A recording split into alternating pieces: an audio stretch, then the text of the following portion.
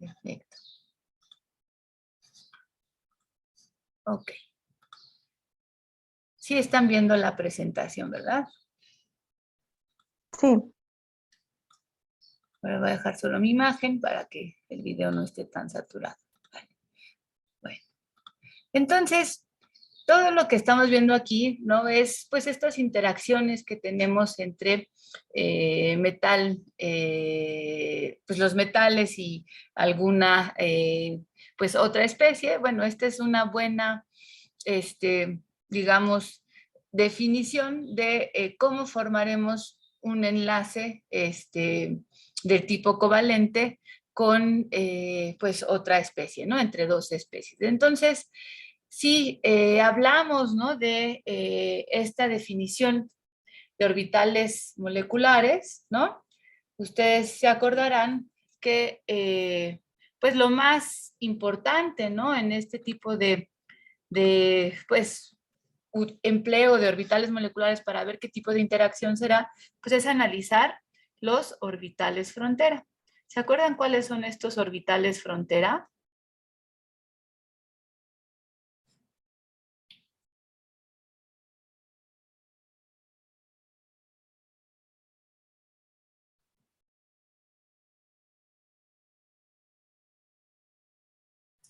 Los orbitales frontera tienen que ver con los orbitales que cuentan con electrones, ¿no?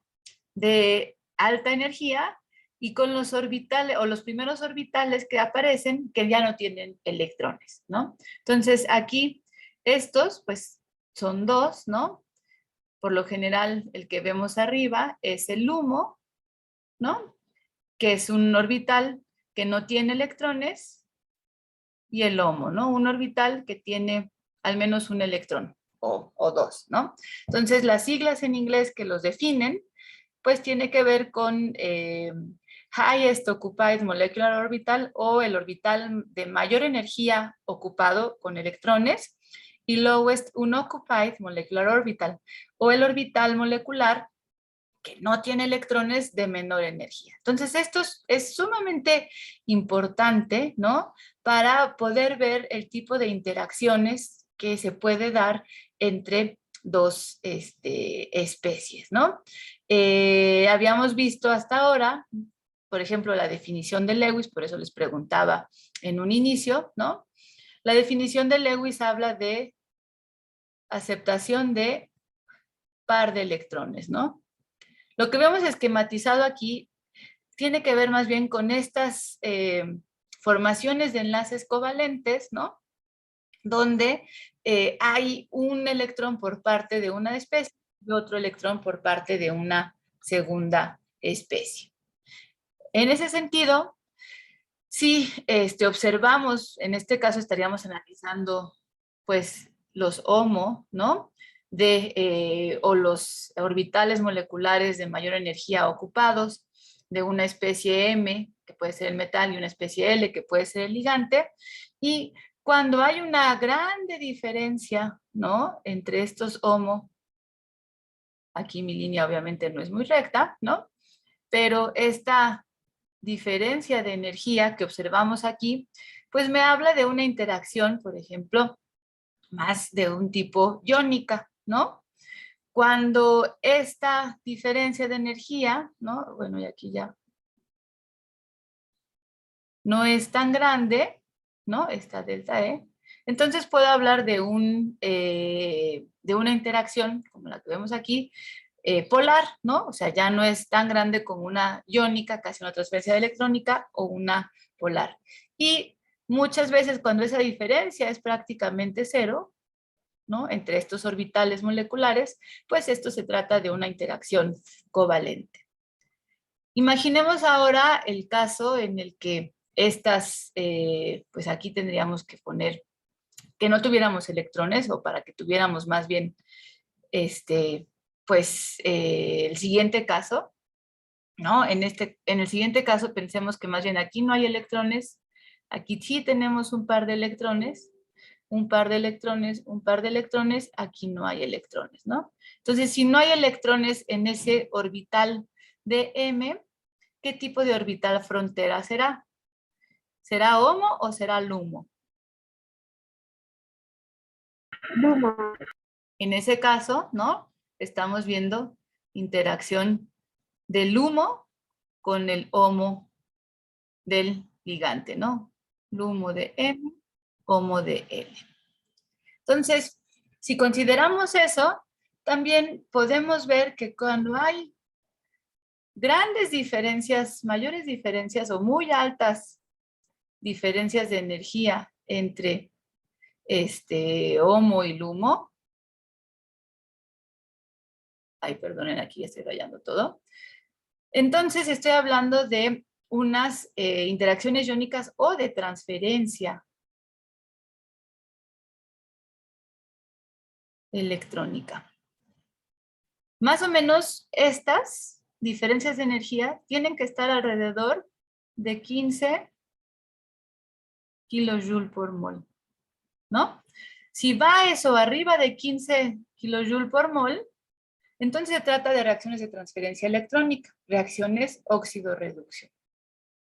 Si en vez estamos en diferencias menores a 15 kilojoules por mol, entonces vamos a ver que se trata de interacciones con mayor carácter covalente, ¿no? Y pues bueno, estas podrán ser más polarizados o menos, ¿no? Entonces, pues vemos ahora sí que la ocupación de el orbital molecular que se genera entre el nuevo compuesto metal ligante, cuando la diferencia de energía entre el metal y el ligante o es muy pequeña, entonces podemos hablar justamente de una transferencia de par de electrones, bueno, transferencia, sino una traslape de orbitales, de electrones, los electrones del ligante del HOMO, entonces se pueden combinar con los orbitales vacíos del LUMO del metal para generar un orbital molecular de enlace, ¿no? Esto sí es importante. Entonces, se forma un orbital molecular de enlace. Y esto lo sé porque estos pues, son de menor energía al HOMO que está compartiendo los electrones, ¿no?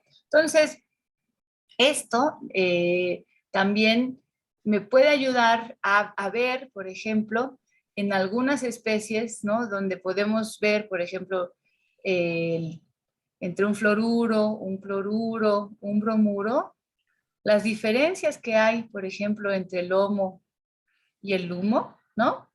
Aquí está el LUMO del flúor, el HOMO,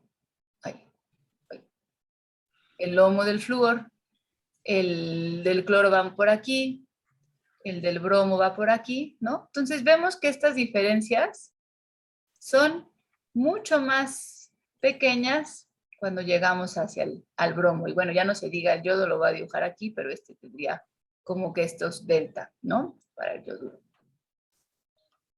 El yoduro. Y esto, ¿no? Podemos tomarlo como base.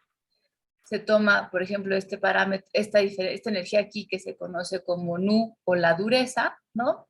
Y entonces esto me habla también de cómo podemos también, analizando los orbitales frontera de pues algunas especies bases de Lewis, ¿no? Podemos identificar también ahí pues cómo estas grandes diferencias me pueden explicar la dureza o blandura de un sistema. Antes habíamos analizado la dureza y blandura en términos del radio del anión, ¿no? Y de la carga de ese anión, ¿no? Pero también analizando los orbitales frontera podemos ver justamente la dureza o la blandura de estas especies. Y aquí podríamos ver, por ejemplo, pues qué interacciones tendríamos, ¿no? Con estas energías si pensáramos en un metal que tuviera, por ejemplo, un LUMO, ¿no? Aquí consideremos que pues esto va a pasar. Un metal tiene un LUMO en esta situación, entonces pues va a tener una interacción más iónica con el fluoruro y más covalente con el yoduro. Y entonces ahí también podemos ver ejemplificado pues este análisis de orbitales moleculares para identificar cuáles son los aniones duros o bases duras y los aniones blandos, ¿no? Entonces, esto es importante que lo vean, es el único momento en el que lo van a ver quizás en sus carreras, pero que también es una explicación por medio de orbitales moleculares para hablar de estas interacciones que ya veíamos que a veces tienen mayor polarización, mayor covalencia, ¿no? Como la de este M con un yoduro, o mayor ionicidad, ¿no? Como la que esperaríamos entre un M y un fluoruro, que ya se habla de casi una transferencia de electrones. Entonces, estas interacciones entre un metal y un ligante, finalmente, en orbitales moleculares, lo veríamos de esta manera impresionante, ¿no? No se me impresionen mucho. Aquí simplemente les quiero mostrar que de este lado, pues bueno, tenemos al metal, al platino, interactuando con 6 ligantes hidruro aniónicos, ¿no? Y que ya cuando analizamos este tipo de donaciones, ¿no? Pues más bien interacciones como un ácido y una base, ¿no? Porque hay donación de pares de electrones directamente sobre el metal, pues tendríamos que analizarlo de esta manera. Por ejemplo, aquí tenemos ya una especie de, este es el compuesto, como ven ahí, de platino y 6 ligantes hidruro, y todo este compuesto tiene una carga 2 menos. Entonces, ¿cuál será el estado de oxidación de este platino?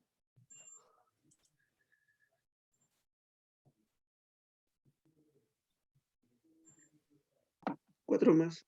4 más, exactamente, ¿no? Entonces, siendo un platino 4 más, ¿no? Pues ya solo cuenta con 2 electrones en orbitales D. Y bueno, en los siguientes orbitales S y P vacíos, ¿no? Pues tiene sitios vacantes, no tiene electrones. Estos serían para este metal, pues estos serían, digamos, el humo del metal. Y ya empezamos a ver que en orbitales moleculares, por la tabla de caracteres, etcétera, se asigna cierta simetría a cada uno de esos orbitales, ¿no? Y vemos cómo se combinan, por ejemplo, solo orbitales con la misma simetría, ¿no? Como estos dos, y que los vemos con la línea punteada para formar estos orbitales de enlace. Como vemos, estos son orbitales que tienen menor energía que los orbitales, los HOMO del metal, y por lo tanto son orbitales enlazantes, son interacciones enlazantes. Después tenemos la simetría de los ejes con los ejes del yoduro, hidruro, perdón, que están interaccionando con el metal, y así sucesivamente. Entonces, esto pues ya me habla, si ven también las energías de estos vacantes no son tan diferentes, entonces pues estamos hablando de enlaces, ¿no? O interacciones covalentes, ¿no?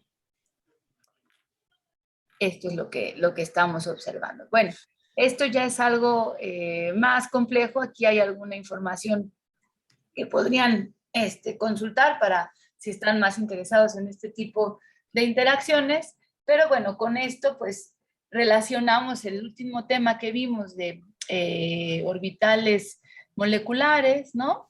Y que finalmente tiene una gran aplicación cuando hablamos de estos orbitales moleculares en compuestos ácido-base conjugados de Lewis, ¿no? Y que, pues bueno, con esto podemos ejemplificar y cerrar y conectar todos esos temas, ¿no? O sea, la aplicación de orbitales moleculares llega hasta este punto. Para el siguiente tema, como les mencionaba en un inicio, lo que estamos analizando ahora es esas interacciones donde hay más bien transferencia electrónica.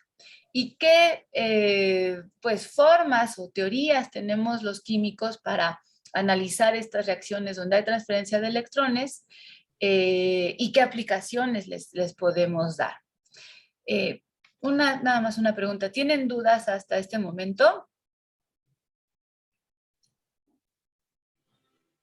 No. Ok, bueno, continuamos.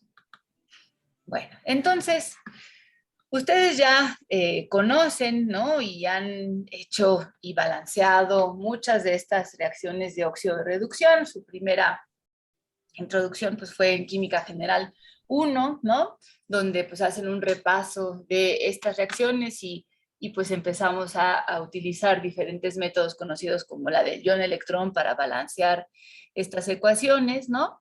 Y que nos sirve justamente para ver, pues, cuando hay átomos de oxígeno, etcétera, si tiene que haber y tenemos que involucrar a moléculas de agua en este tipo de semirreacciones, ¿no?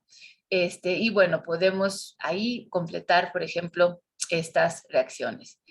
Esta reacción que pongo aquí como ejemplo tiene que ver con algunos microorganismos que viven en el fondo del mar, como estas algas, ahora ya no me acuerdo cómo se llaman estas algas, pero que la forma de generar pues su energía, etcétera, pues es a través de este tipo de reacciones de oxidorreducción. Y de hecho, en el fondo del mar, pues también tenemos una alta concentración de, de especies de sulfuro, como la que estamos viendo por aquí.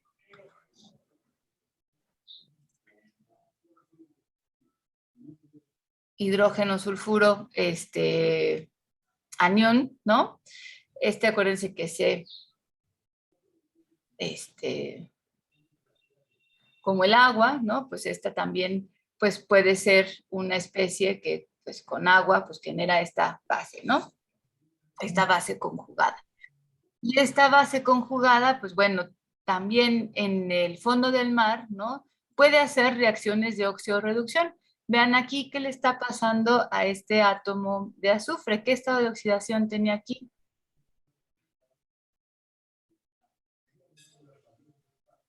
2 menos.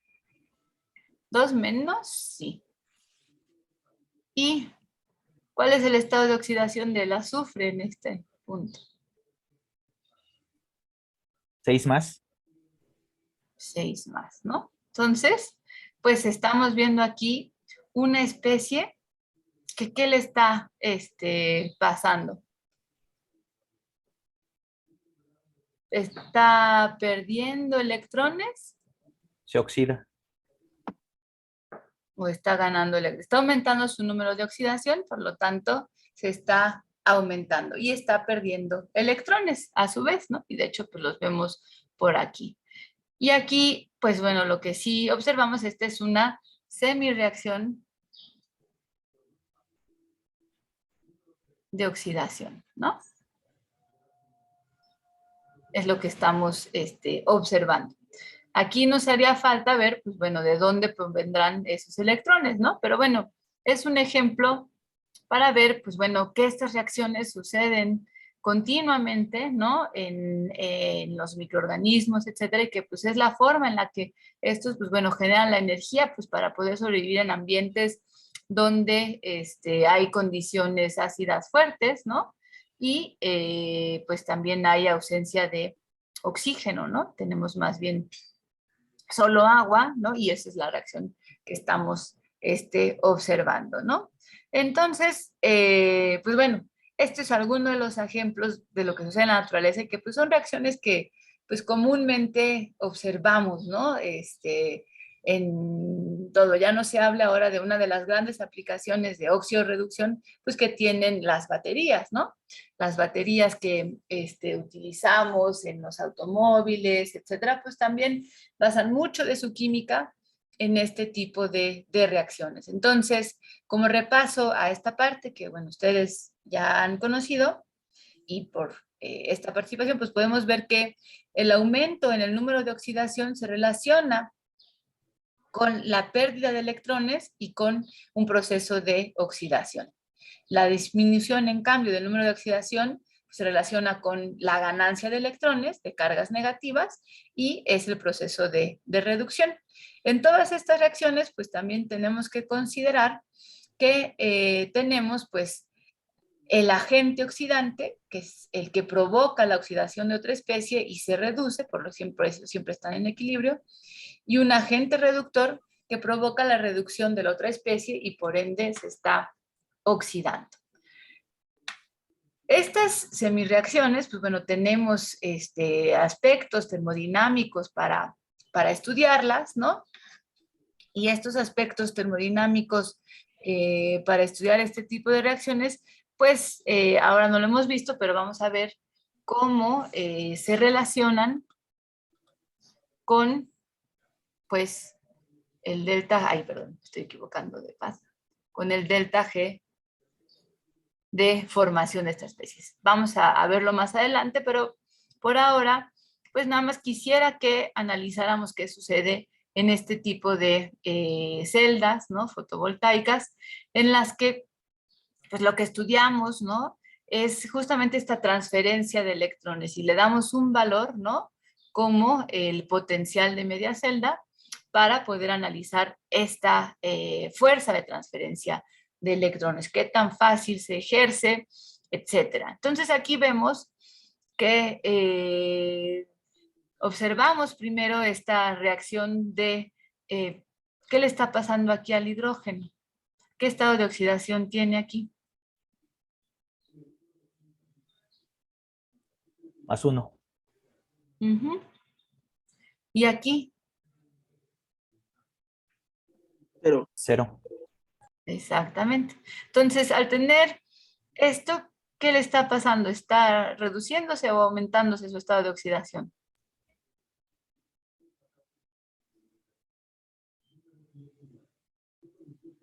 Está ganando electrones.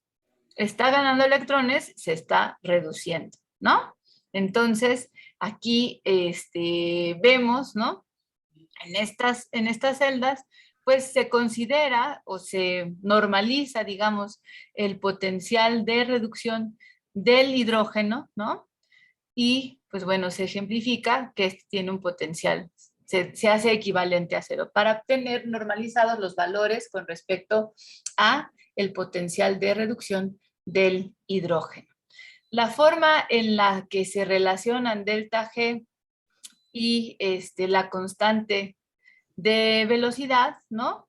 Menos ¿cómo se llama? R logaritmo de K. R es una constante y entonces K pues también me habla de, pues justamente cuando delta G es positiva, K debe ser negativa, ¿no? Y por lo tanto, pues bueno, esto también, pues, o menor que 0. Entonces eso pues me habla justamente de qué tan fácil se va a llevar a cabo o no esta reacción. Pero esto lo vamos a ver un poco más adelante. Lo que sí que en este tipo de baterías, para calcular, ¿no? La energía o el número de electrones involucrados, ¿no? En las, en este caso, oxidaciones, por ejemplo, de este zinc, ¿no? Zinc a zinc 2+, a iones 2+, pues podemos también medir ese tipo de interacciones, ¿no? Entonces, esta es una celda, bueno, nada más como ejemplo, lo que tenemos es un ánodo, que es la placa del metal zinc, ¿no? Y lo que tenemos por aquí, pues es un cátodo, ¿no? Que, pues bueno, sería el electrodo estándar de hidrógeno, porque usamos justamente esta reacción como base, ¿no? Y bueno, también tenemos un puente salino de nitratos, con nitrato de sodio, pues para equilibrar un poco los iones que estamos generando por aquí, ¿no? Entonces, en este tipo de reacciones, lo que vemos es que podemos ver que del lado del ánodo lo que estamos observando es la oxidación del zinc, ¿no? Que pasa de zinc 0 a zinc 2+, y del lado del cátodo lo que observamos es la reducción de pues, iones de hidrógeno o protones a hidrógeno molecular. De hecho, aquí vemos las burbujitas de hidrógeno que se están formando, ¿no? Entonces, podemos medir esto por medio de un switch, este flujo de electrones, y vemos que el valor que se genera como potencial es de 0.76 volts, ¿no? Entonces, la siguiente etapa, pues, es ver estas reacciones suceden al mismo tiempo, las de oxidaciones y reducción. Podemos imaginar o, bueno, definirlas como estas semireacciones, pero sabemos que no es que pase un proceso y después pase el otro. Esto está pasando continuamente, ¿no? Y lo que hacemos, pues, es escribir las dos semireacciones, la de reducción, la de oxidación, ¿no? Balancear el flujo de electrones que tenemos en cada una de estas y finalmente, pues, escribir la reacción global que se está generando en esta celda, ¿no? Entonces, podemos, considerando el potencial de la reacción de reducción del hidrógeno, ¿no? Como 0 volts, y pues con la medición que ya obtenemos directamente de esto, que es el potencial de media celda de la semireacción de oxidación del zinc metálico al zinc 2+, a iones zinc 2+, con 0.761 volts, y pues bueno, el potencial de toda la pila, de toda esta celda que pues bueno, estuvimos aquí estudiando, pues es equivalente a la suma de los dos potenciales, ¿no? 0.761. Ahora bien, ¿alguien tiene una duda? ¿Es que tiene alguien un micrófono prendido?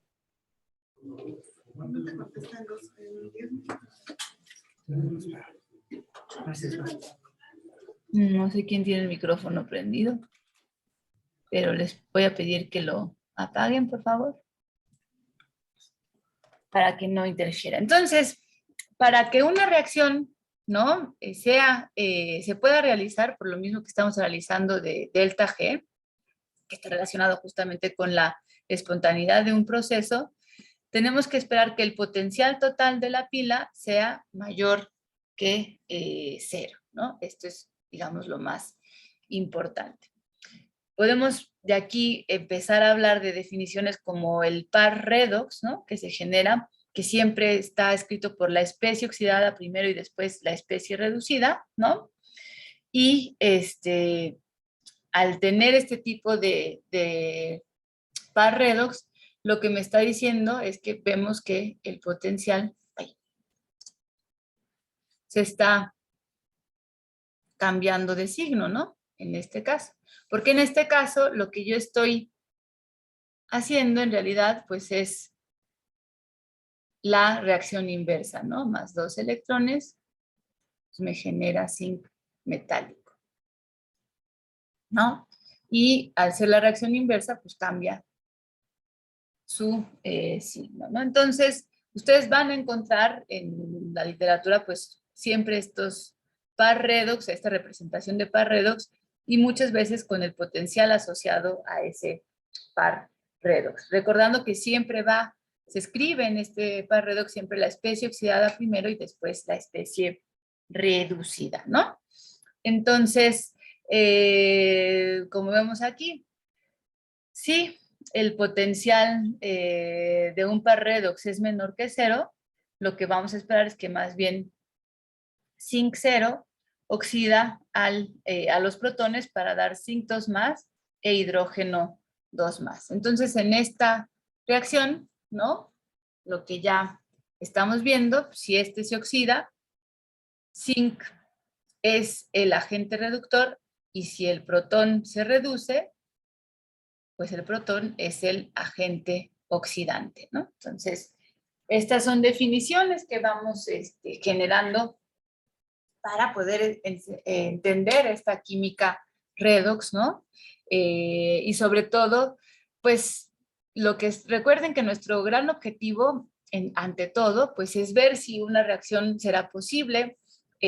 ¿Por qué va a ser nuestro gran objetivo? Bueno, porque si nosotros queremos pues utilizar la química para aplicarla en diferentes procesos, etcétera, pues bueno, tenemos que pensar en cuándo serán posibles estas reacciones y cuándo la química, ¿no? Me va a ayudar pues, a resolver algún problema pues que tiene que ver con reacciones redox, ¿no? Entonces,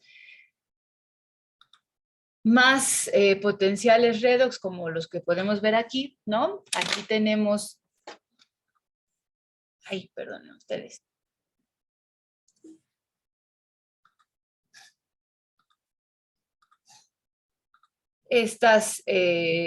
Todas estos, par redox, ¿no? Ahora pues ustedes me van a ayudar a escribir el par redox. ¿Cuál sería el par redox que estaríamos escribiendo de la primera reacción?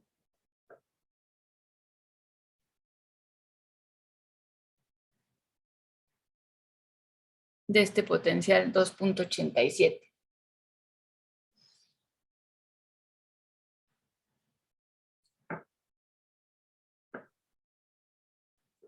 F2 ¿Seguro? diagonal F. Ah, pues sí, porque primero tenemos a la especie oxidada, ¿no? Y después a la especie reducida. Este es 0, este es pues 1 menos, ¿no? Entonces, pues sí, sí se va a reducir. Y en el siguiente caso,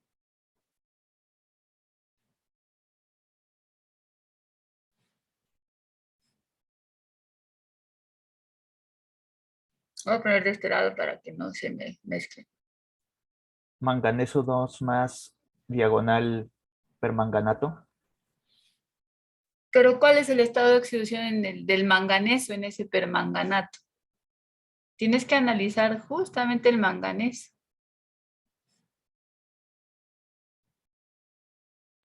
7 más. 7 más, ¿no? Entonces, ¿cómo lo acomodarías?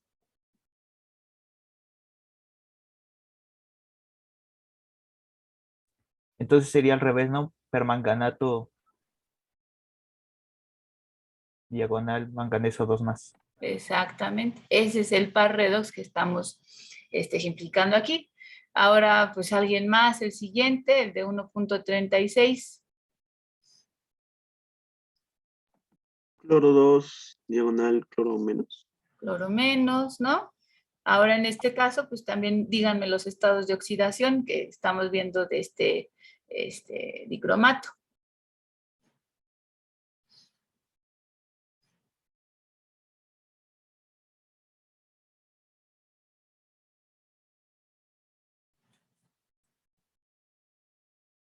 ¿Alguien más que tenga ganísimas de participar? Acuérdense que el estado de oxidación pues simplemente se cambia, ¿no? Entonces, ¿este cromo qué es? 7 más. 7 más, que pasa a cromo 3 más, ¿no? Entonces, aquí el par, pues sí, y de hecho, pues están descritas las reacciones, semireacciones, todas son semireacciones de reducción, ¿no? Entonces, pues eso ya nos dice que lo que estamos justamente analizando, ahí sí, ¿no? Son estos pares redox, ¿no? Vemos la del oxígeno, la del bromo ya no va a tener ningún problema, pues analicemos estas donde estamos repasando cómo calcular estados de oxidación. En este caso de la del nitrito a óxido de nitrógeno, ya como sabemos que todas son de reducción, pues este tiene que ser justamente este. Pero ¿de dónde a dónde está pasando el nitrógeno? ¿De qué estado de oxidación?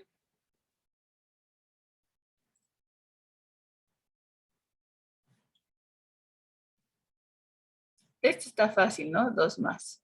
¿Y este de aquí?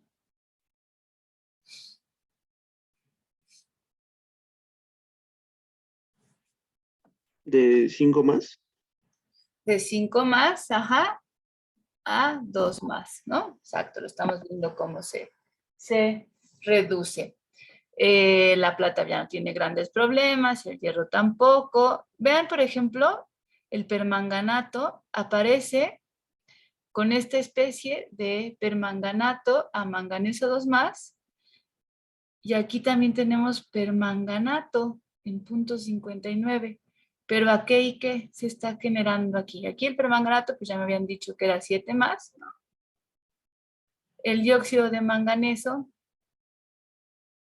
¿cuál será su estado de oxidación?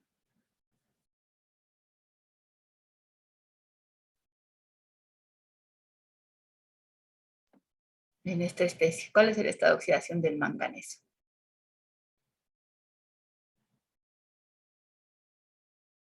4 más. 4 más, ¿no? Entonces aquí el par redox, ¿no? Es permanganato, óxido de manganeso, ¿no? Entonces, vean cómo una misma especie, ¿no? Puede estar, pues puede generar otra semirreacción, ¿no? En esta primera, pues teníamos en un potencial de 1.51, podemos favorecer más esta reacción, y a potenciales más bajos, pues vamos a favorecer más esta semirreacción de reducción. Y pues bueno, ya no veo, no ponemos todos, nada más recordar aquí por qué el potencial de media celda de hidrógeno, bueno, es porque es el que se utiliza como medio general en esta parte, ¿no? De pues el electrodo estándar de hidrógeno, ¿no? Entonces es por eso que los potenciales siempre se definen con respecto al potencial de media celda del hidrógeno, ¿no? Porque pues se calculan en base al potencial estándar es de hidrógeno, ¿no? Y es por eso que pues todos están valorados con respecto a el hidrógeno. Y ya vemos que los potenciales más negativos, o sea, también veamos, ¿no? Por arriba, por acá podemos generalizar que tenemos la reducción de los halógenos con los potenciales de media celda más altos, y la reducción de los iones metálicos del grupo 1, ¿no? Por lo general, con los potenciales de reducción mucho más altos, ¿no? Bueno, aquí vamos a poner M más, M menos, aquí X2, X menos, ¿no? Todos son de reducción. Entonces ya vemos que los extremos, ¿no? También están dados por halógenos, ¿no? Y por metales del grupo 1, litio y sodio. Y algunos, pues también interesantes, pues como los de metales de transición, que ya empiezan a ser negativos, pero pues bueno, ya sus valores van menores a 1, y ya arriba de 1, pues tenemos justamente a los metales alcalinos, ¿no? En este caso. Entonces también ya esto, ¿no? Pues hay una forma en la que, pues también para bases podemos hacer esto, para propiedades ácido-base, pero podemos ver la diagrama de distribución o de intercambio de partícula, más bien, ¿no? Si ustedes se acuerdan, pues en algunos casos, si lo hicieron en Química General 2, seguramente, pues analizaban qué pasaba justamente, por ejemplo, aquí vamos a tener en el 0 al del hidrógeno, y pues a los más negativos aquí, pues a la reducción del fluoruro, digo a los más positivos, y a los más negativos, pues el litio más, litio 0, ¿no? Entonces, pues también aquí podemos ya empezar a ver, ¿no? En este diagrama, cuando las pendientes son positivas, ¿no? Si yo mezclara litio metálico y flúor en fase gas, lo más probable, ¿no? Y con mucha seguridad, yo voy a estar generando estas especies, ¿no? Entonces, de este lado tenemos a los agentes oxidantes más fuertes, ¿no? Porque se reduce, y de este lado por abajo a los agentes reductores más fuertes, ¿no? Aquí lo vemos más o menos en esta gráfica. Pero vamos a ver, esto lo vamos a seguir viendo, vamos a hacer varios ejemplos, porque al final nuestra finalidad como estudiantes de carreras relacionadas con la química, pues es la saber que tenemos el conocimiento para predecir cómo sucederán las reacciones y poderlas aplicar en otro sistema. Entonces, no se olviden de eso cuando estamos viendo este tema que pues, es complejo, yo lo sé, pero bueno, también es bastante interesante. Entonces, ahora con esta diapositiva, lo que trataremos de analizar ahora, pues son todas las contribuciones termodinámicas.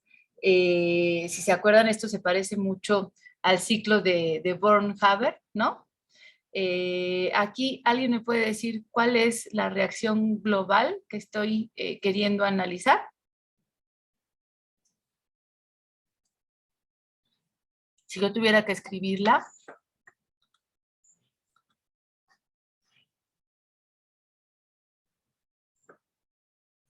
¿Qué está reaccionando con qué?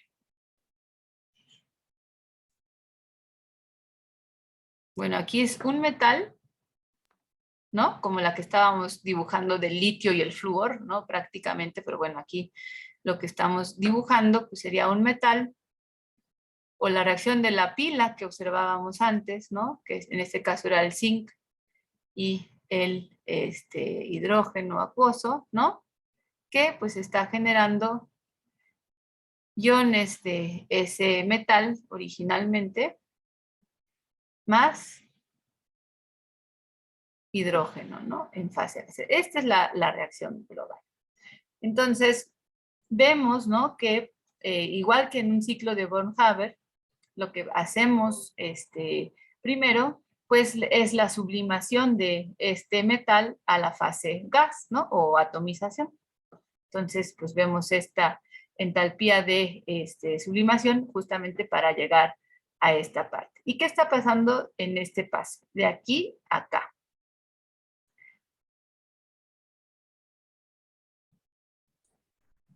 ¿Se está asociando el hidrógeno? ¿Se está asociando el hidrógeno de aquí a aquí?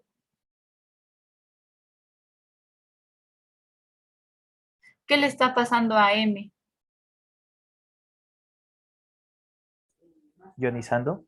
Exactamente. Entonces, esta es la entalpía de ionización y en la que obviamente pues sí tengo que considerar que hay un electrón, ¿no? Para ionizar a esta especie M en fase gas, ¿no? Y al hidrógeno pues todavía no le pasa, bueno, al protón en fase acuosa todavía no le pasa nada. ¿Y qué pasa de aquí acá arriba?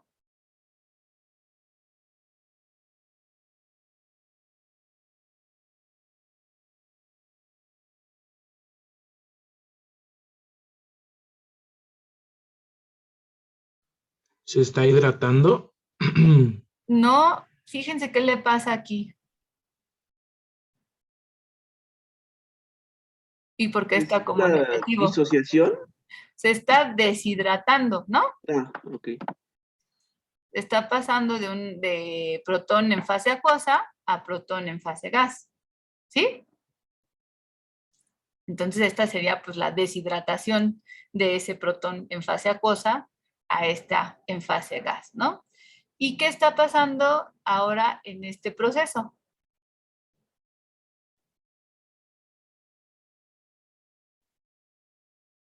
¿Y por qué está para abajo? ¿Qué implicaciones tiene? Ahí sí es la ruptura del enlace de hidrógeno, ¿no? De disociación. Disociación, pero acá nada más tengo un protón en fase gas, aquí lo tengo ya no como protón, Ah, ya no, sí es cierto. ¿no? Entonces aquí lo que está pasando es que pues está ganando un electrón, ¿no? ¿Cierto? Sí lo ven aquí del lado derecho, ¿no? Y Sí. eso Sí, tiene signo negativo porque sería el menos potencial de ionización de ese hidrógeno, ¿cierto?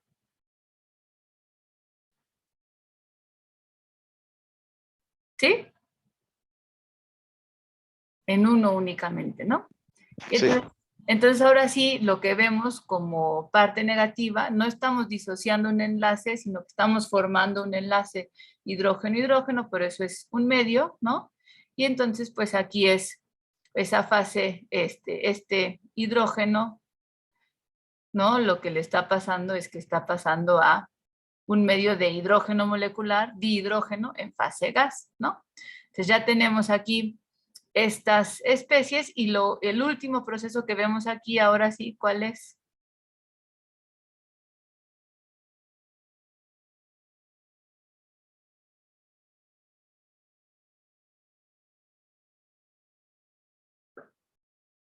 ¿Cómo se llama este proceso que vemos en el último paso?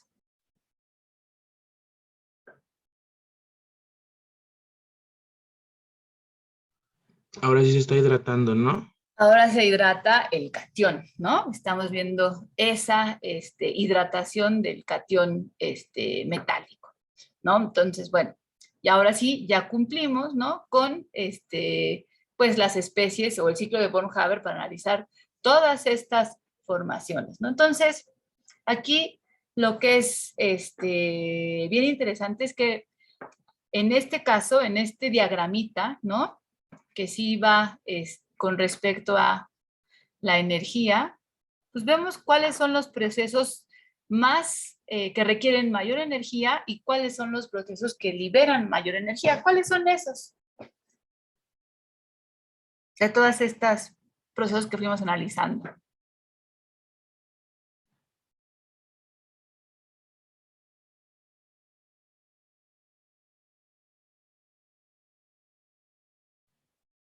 ¿O en dónde la flecha es más grande? En la hidratación del catión y en la sublimación. Y en la sublimación. Entonces aquí tenemos del lado derecho la tabla donde tenemos las hidrataciones del catión, ¿no? Y las sublimaciones de ese anión, justamente para analizar qué es lo que va a favorecer más este tipo de reacciones. Y de hecho, la entalpía de formación, como vemos aquí, pues está dada, ¿no? Finalmente, por la sublimación de ese metal, el potencial de ionización de ese metal y la entalpía de hidratación de ese metal, ¿no? O sea, ya los valores de deshidratación del protón o menos potencial de ionización del protón para generar hidrógeno gas o la disociación, pues son los procesos que no requieren tanta energía, ¿no? Y de hecho aquí lo que estamos analizando, pues son esos factores, ¿no? La ionización del metal, ¿no? Ionización, la sublimación, ¿no? O pues el paso de la especie M a M en fase gas, ¿no? M sólido en fase gas, la ionización y la hidratación de ese metal, ¿no? Entonces aquí también vemos esta flechita, ¿no? Que pues me habla de la entalpía de formación finalmente de ese catión en fase acuosa, ¿no? Que es lo que estamos viendo justamente por aquí. Y pues bueno, de aquí ya tenemos también los otros factores como la entalpía de reacción y la T menos T, el producto de temperatura por la entropía, ¿no? Si se acuerdan, delta G, perdón, es igual a delta H menos temperatura por delta S, ¿no? Entonces aquí ya te está poniendo los, las delta G de formación de litio, sodio, cesio. Aquí estamos analizando, todos estos son metales alcalinos. Y la plata, que ya es un metal de transición, ¿no? Y lo que queremos analizar justamente en este punto es, pues vean, por ejemplo, la entalpía de sublimación, que es lo que mejor define pues a la formación, a estas reacciones, semireacciones pues de reducción, ¿no? Que es lo que finalmente queremos analizar en esta ecuación, ¿no? Pues, o sea, vemos que la entalpía de sublimación es más grande para el litio, ¿no? Y menor para el cesio. el potencial de ionización sigue siendo más alto para el litio, pero ahora lo que vale la pena observar es esta entalpía de hidratación. Y vean, la entalpía de hidratación para el litio es, digamos, la más negativa, la más exotérmica, ¿no? De todos los procesos. Entonces, finalmente, esto es lo que, pues, me dice, ¿no? Finalmente, la entalpía de formación total, ¿no? De esa especie, pues, bueno, está, pues, prácticamente dada por la suma de estos valores, como dice esta ecuación, ¿no? Eso es lo que estamos observando.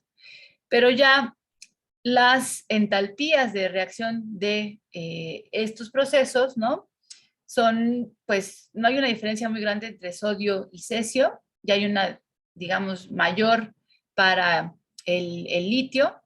Las entropías, la mayor, pues la encontramos para el cesio, la más negativa, ¿no?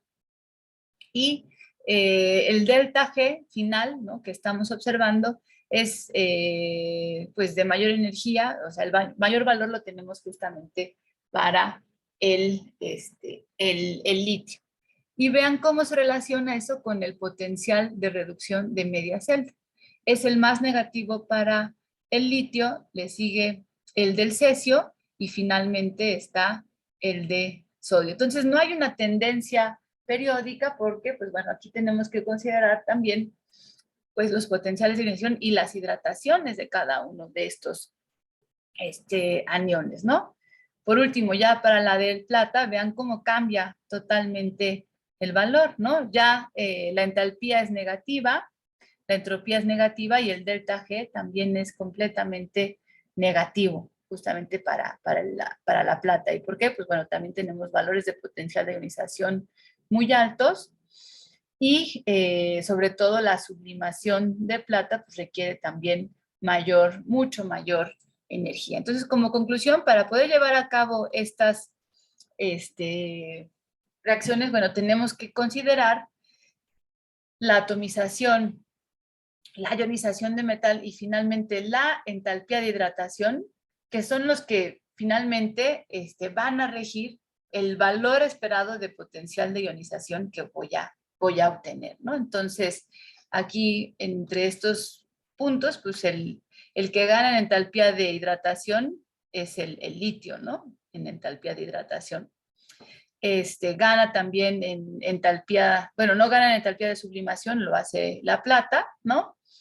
Y la plata gana en potencial de ionización y en entalpía de sublimación, ¿no? Pero bueno, ya sus valores de hidratación no son muy altos, ¿no? Entonces, pues finalmente vemos cómo eso afecta en el proceso global de esta bueno, en esta reacción que estoy estudiando, pues la de media celda del metal, ¿no? Muy bien. Entonces, ¿alguien tiene alguna duda hasta aquí? Bueno, también esto es un análisis interesante para ver lo que está sucediendo, aplicar lo que observamos, por ejemplo, analizando el ciclo de Born-Haber, que es lo que estamos haciendo aquí, que es la termoquímica de una reacción de óxido de reducción, cuando consideramos justamente con respecto al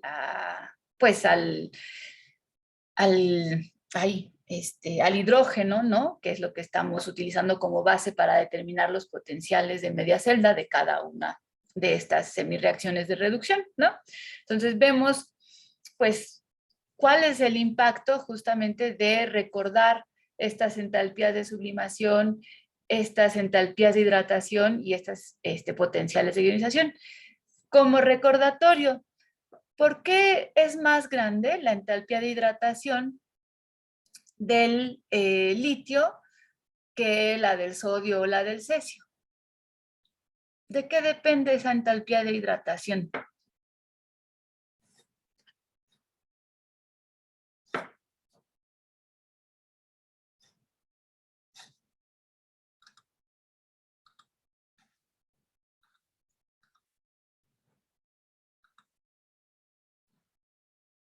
¿Saben?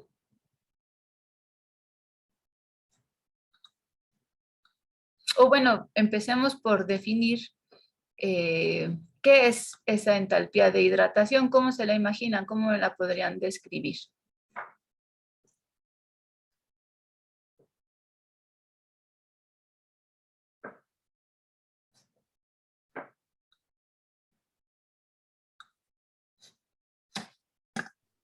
¿Sería asociado a la disolución de la sustancia?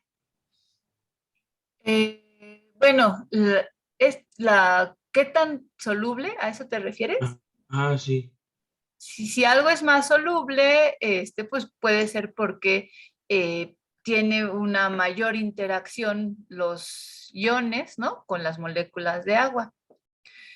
Y en sí, ¿cuál sería o cómo se mediría esta entalpía de hidratación de un catión?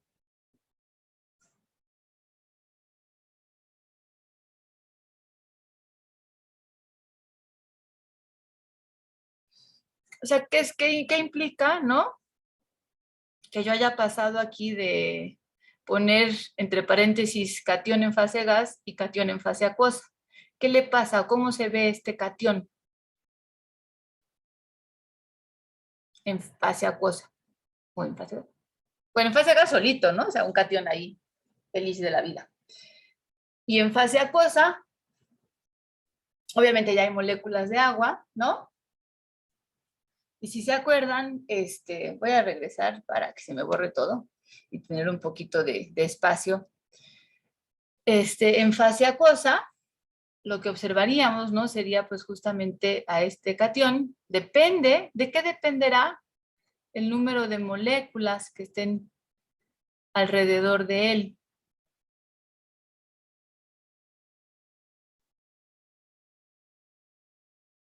Y recuerden que, pues, como hay mucha agua, tenemos que pensar que también hay segundas capas, ¿no? De hidratación. Aquí nuestra interacción puente de hidrógeno, ¿no? Aquí la interacción justamente del oxígeno. O sea, habrá moléculas o cationes, ¿no? Que tengan 4 moléculas de agua en su primera esfera de coordinación. Hay algunos que incluso tendrán 6 moléculas de agua en la primera esfera de coordinación. Bueno, perdón. ¿Y de qué dependerá tener 4 o 6 moléculas de agua en la primera esfera de coordinación o más aguas? O sea, al final, esta entalpía de hidratación, mientras más aguas estén interactuando con ese catión en la primera esfera, en la segunda esfera, etcétera, más grande será esa entalpía de hidratación. ¿Están de acuerdo? Porque quiere decir que yo estoy considerando, aunque son interacciones débiles, pues son interacciones que contabilizan en esa entalpía. Sí están de acuerdo que la entalpía de hidratación aumentará dependiendo de cuántas moléculas de agua están interactuando con ese catión. ¿Sí lo ven así? Entonces dependerá del tamaño y de la carga del ion. Exactamente. Ah, Depende del tamaño y de la carga del ion, ¿no? Entonces, esa entalpía de hidratación que es tan fundamental, pues para que yo pueda ver el potencial de media celda que voy a analizar. Entonces, pues me habla justamente de, pues, ¿qué pasa con litio más, sodio más? ¿Quién es más pequeño? Litio. Litio, ¿no? O sea, de tamaño, de radio, el radio pues, disminuye hacia acá, ¿no? Bueno, aquí a menos y acá más. La carga es la misma, ¿están de acuerdo? Pero lo que tendríamos que ver ahora es, pues, cómo varía la carga con respecto al radio. O sea, si yo tengo la misma carga en un radio menor, ¿no? Pues esto tendrá un efecto mayor en cuántas aguas se van a hidratar. Si yo tengo la misma cantidad de carga en un radio menor, ¿no?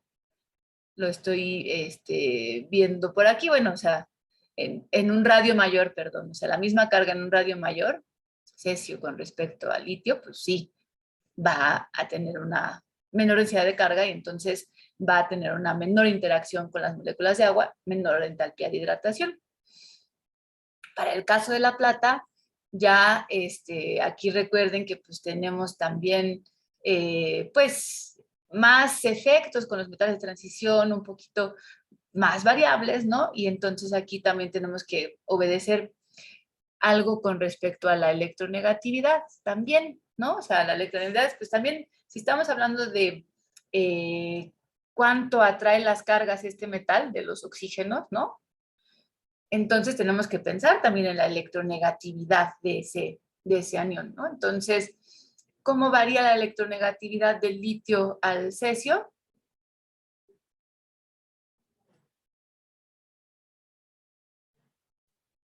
Disminuye. Disminuye, ¿no?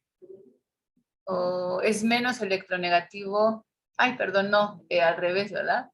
Es menos electronegativo el cesio, ¿no? Que el litio.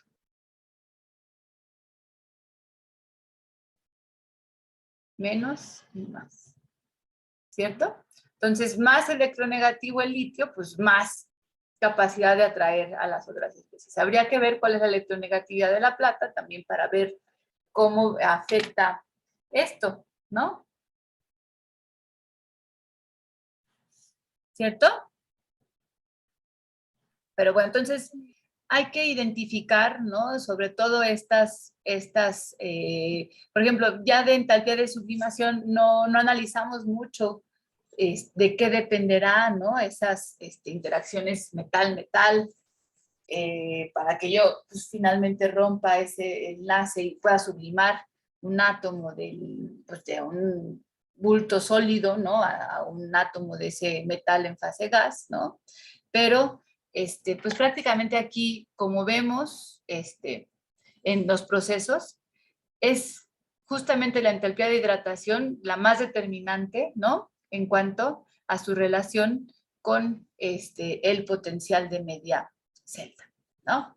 Cuando hablamos de un mismo periodo. Entonces, vemos esta contribución termodinámica de algunos metales con respecto al potencial de ionización y eso también nos podría ayudar a hacer el análisis de diferentes especies, ¿no? Y saber pues en cuál yo esperaría que fuera más, bueno, y aquí está, de qué depende la magnitud de entalpía de hidratación, de la carga del radio iónico, ¿no?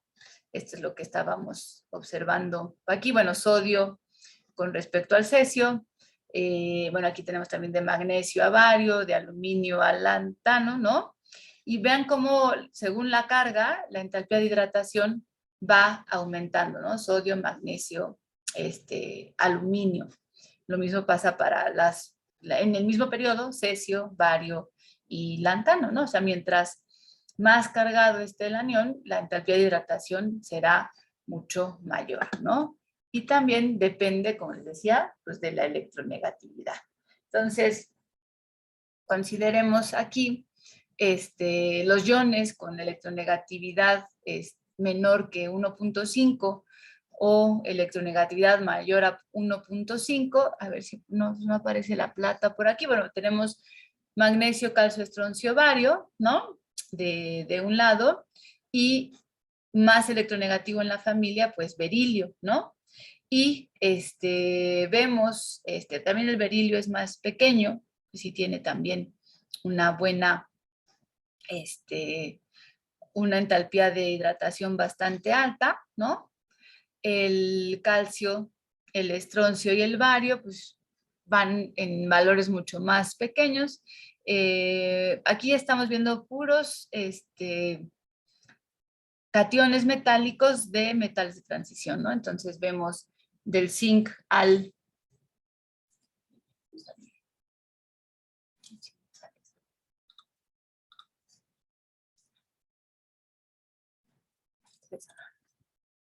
del zinc, ¿no? Al cobre, níquel, cobalto, hierro, manganeso, ¿no? Estos justamente sería desde, bueno, en la tabla periódica vemos que está manganeso, hierro, cobalto, níquel, cobre, zinc, ¿no? Esa tendencia que vemos ahí, todos tienen electronegatividades similares, ¿no?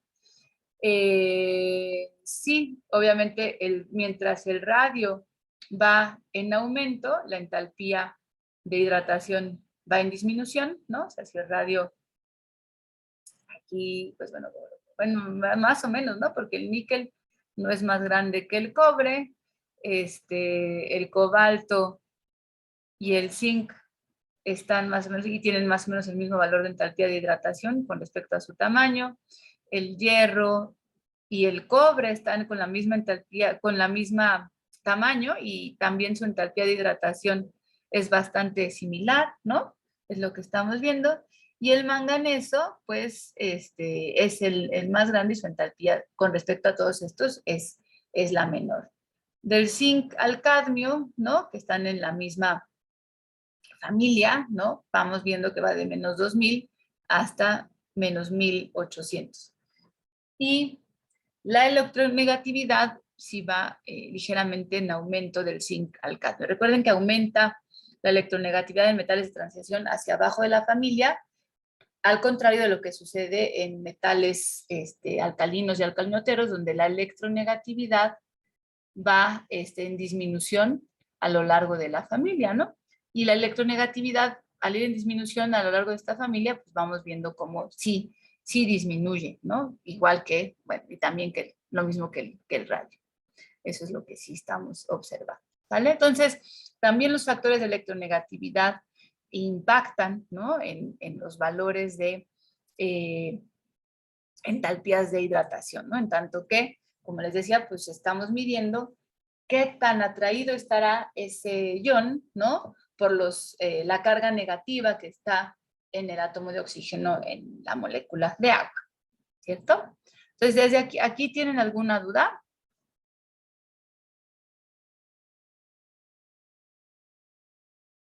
No. Ok, bueno. Entonces, como analizábamos con estos potenciales, ¿no? También ya podríamos trasladar lo que analizábamos en estos puntos, ¿no? O sea, ya podríamos decir, bueno, para relacionar lo que acabamos de ver, ¿cómo es la entalpía de hidratación del sodio? Bueno, aquí está la del sodio. La entalpía de hidratación es menos 405. Voy a ponerla aquí. Ay, bueno, la voy a apuntar en un lugar porque voy a estar regresando y volviendo. Pero a ver, entonces sodio menos 405 es la entalpía de hidratación. Tenemos zinc, ¿no? También. Y el zinc, 2 más tiene una entalpía de hidratación de menos 2044. Tenemos al cobre 2 más. Cobre 2 más es menos 2100.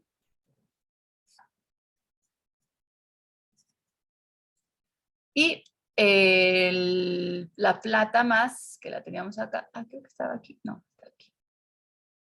La plata más tiene una entalpía de hidratación de menos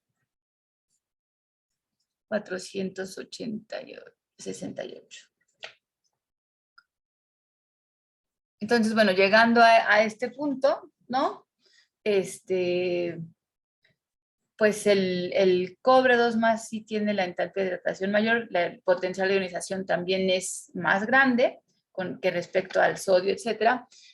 Aquí la plata aparece de este lado, pero bueno, ya por otros factores que no tienen que ver con entalpía de hidratación, sino que ya en sí, por la entalpía de la reacción, todo es completamente negativo, el delta G es completamente negativo, y por lo tanto también su potencial de media celda es positivo, ¿no? Es lo que estamos observando aquí. Entonces, como ya hablábamos, ¿no? Los valores más altos del par redox, especie oxidada, especie reducida, ¿no? En una escala de intercambio de especie, que se llaman este tipo de escalas, este tipo de análisis que hacemos aquí, pues podemos localizar justamente al flúor, ¿no? Aquí también algo que hay que corregir es que pues esto se trata de no flúor así encuerado, más bien molécula de atómica de flúor, ¿no? El flúor que pues se reduce y es el agente oxidante más fuerte, ¿no? Y los agentes reductores pues son los que tienen los potenciales de media celda más negativos, ¿no? Entonces, un oxidante es aquel que tiene el potencial de media celda muy más mayor que cero, será un oxidante muy fuerte, y los que tienen el potencial de media celda muy negativos, ¿no? Se tratará de reductores fuertes, ¿no? reductor fuerte. Y potencial este pues es un oxidante fuerte. Y ya los intermedios, pues cuando los vemos por ahí. Entonces, en este tipo de diagramas de intercambio de especie, ¿no?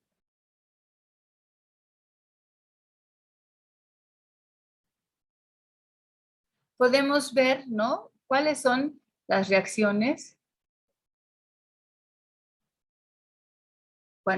más cuantitativas, ¿no? Cuantitativas. Entonces, serán más cuantitativas en cuanto, pues, hagamos reaccionar reductores fuertes con oxidantes fuertes, ¿no? Entonces, mientras la pendiente, ¿no? De esto, pues, bueno, sea más inclinada, ¿no? O estemos hablando de extremos opuestos, las reacciones serán mucho más cuantitativas, ¿no? Bueno, siempre que haya una pendiente positiva, la reacción se va a llevar a cabo, ¿no? Como lo que vemos aquí, ¿no? Entonces, lo que vamos a ver o lo que analizamos también en este tipo de reacciones redox, ¿no?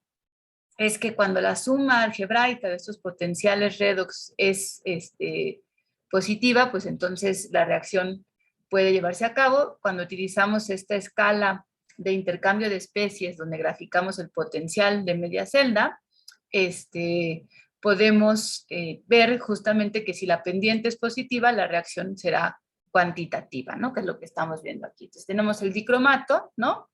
Que pues prácticamente este dicromato, si tuviéramos que hacerlo reaccionar, podría reaccionar perfectamente con plata metálica, con cobre metálico, con hidrógeno, incluso con sodio, pues para llevarse a cabo esta reacción.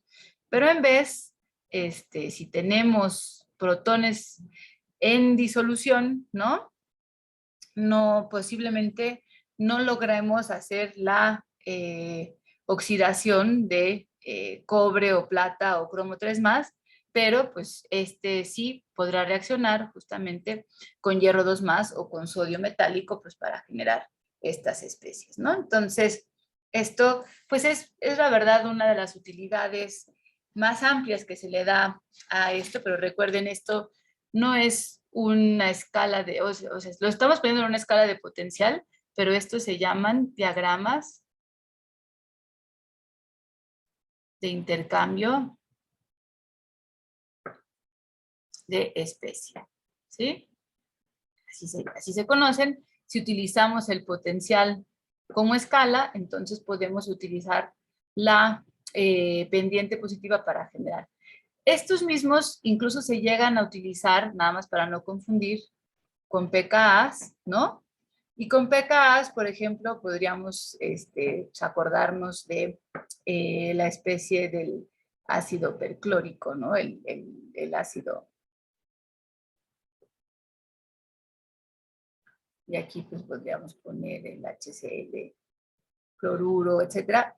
En estos casos, lo que sucede, lo que podrán ver más adelante, es que la pendiente negativa es la que se considera para formar esto. Pero pues recordemos también qué implica pKa, ¿no? Con respecto a el potencial de media celda, ¿no? Pero este es un paréntesis nada más para ver que estos diagramas de intercambio de especies se pueden construir para especies ácidas como, bueno, equilibrios ácido-base como equilibrios redox, ¿no? Que es lo que estamos viendo justamente en estas diapositivas. Entonces, recordar esto, ¿no? El par redox siempre es, para poder hacer esto, lo más importante es recordar, el par redox va siempre la especie oxidada, perdón, la especie reducida, ¿no? Esto, cuando hacemos un diagrama de intercambio de especie, arriba van, como pueden ver ustedes, todas las especies oxidadas, ¿no? Y abajo tenemos las especies reducidas. Entonces, esta diagonal simplemente pues, es un cambio de ángulo de 45 grados, ¿no? Para poder poner ahora especie oxidada arriba, especie reducida abajo, ¿no? Y poder construir este diagrama de intercambio de especie utilizando como escala, localizando justamente el potencial de media celda de reducción y hacer este análisis para saber si las reacciones serán espontáneas o menos. Serán espontáneas si la pendiente es positiva y no serán espontáneas cuando esta será negativa y más bien la reacción entre esas dos especies no podrá llevarse a cabo. Bueno, siguiendo esto, pues va a quedar pendiente, yo creo que lo vamos a ver la clase pasada, ya nada más nos quedan 3 minutos. Vamos a analizar cómo relacionamos, ¿no?, la entalpía de la reacción con pues la entalpía de formación o el potencial de media celda, ¿no?, que es lo que vamos a realizar justamente con este análisis de pues elucidar o llegar a la ecuación de Nernst, que después pues esto es muy importante, ¿no? Sobre todo para, perdón. Lo que más rescatamos de este tipo de ecuaciones es esto, ¿no? Esto pues tiene que ser en el número de electrones que se intercambian, la constante de Faraday por el potencial de media celda, ¿no? Entonces así es como podemos calcular la energía libre con respecto al potencial, cómo se relacionan, ¿no?, con la constante de Faraday y el número de electrones que se intercambian. Y esto, pues bueno, proviene justamente de la ecuación de Nernst, que pues me relaciona directamente la energía libre con el potencial, ¿no? Pero eso lo vamos a ver en la siguiente clase. Entonces, nos vemos el siguiente miércoles. Ya está también activada la actividad de reacciones redox y los problemas de estas reacciones redox para que los empiecen a resolver y el próximo miércoles tengan muchas dudas. Recuerden que el lunes tenemos programado el examen parcial y pues el miércoles terminaremos este tema y analizaremos pues qué tanto están entendiendo con las participaciones. ¿Sale? Nos vemos el miércoles. Gracias, profesora. Gracias, profesora. Gracias. Hasta luego. Gracias, Hasta profesora. luego. Hasta luego. Buen día, maestra. ¿Sí?